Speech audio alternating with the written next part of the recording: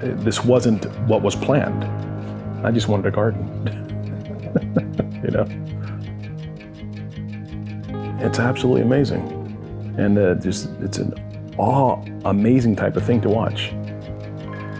I love what I do. And I don't know that a lot of people can say that. And I've done quite a few things, but there's nothing else I can think of that I'd rather do.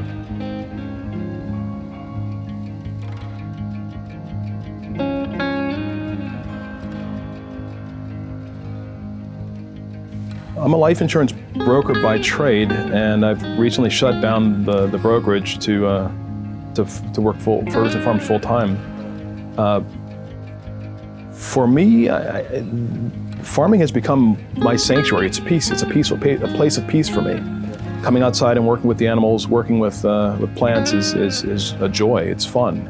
Well, it started with a regular doctor's visit. It started with hey, what medications do you take, which is one of their standard questions. And I guess I was 40-something, late 40s at the time, and I said, none. I never take any medications, never had anything prescribed, and neither does my wife. And they looked perplexed about this. This caused me to do some research and came to the conclusion that a lot of what we're eating is garbage, and what we should be eating is right there in front of us. So we changed our diet almost overnight.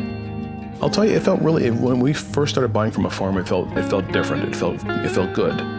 But this fellow was nice enough to give me a quick run around and show me his process. And he had chickens, he had ducks. I asked him, so how did you get started? He was a retired something, and he just decided to jump into it. And I thought, I could do this. It was cool that I knew who he was, and I had seen where he produces his food. And that transparency created some trust. And then I thought, I can grow our own. Let's grow our own. That way we know where it comes from, know what's in it.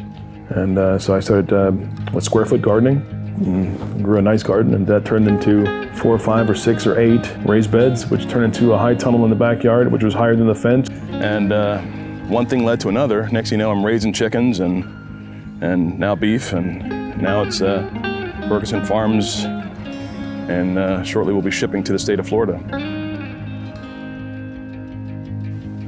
I saw a video on how to have a year's worth of poultry in your freezer, and I got excited about that. So I went ahead and got 100 birds and raised them and processed them, and had 100 birds in the freezer, and it was a year's worth of poultry, but I ended up giving a lot of it away. So our animals, for example, chickens eat grass, bugs, and they live like chickens. They get to express their chickenness. Every day they're out in the sun, on pasture, not stuck in a coop or in a factory farm type of building. They fly around, and in 8 weeks, we process them the way they used to do it. And it's the best, the healthiest, tastiest chicken you'll ever eat. But yesterday I was doing deliveries, and 10 out of 10, our food's here! It's Mike! I'm a city kid. I'm from Washington, D.C., raised in Maryland. And most of my family who still live up north don't recognize me anymore. They wonder who this guy is who's become a farmer. And it's interesting to see their reaction to my lifestyle now. I'm making some really good friends. Everybody's helping everybody. Nobody's trying to hold back. No other industry that I can think of works like that. Find a farmer. There are farmers everywhere. It's not hard to find, but we think it's hard to find. Oh my gosh, I live in the city. There's a farm not far from you. Always, Somebody's producing food not far from you. Just gotta find them.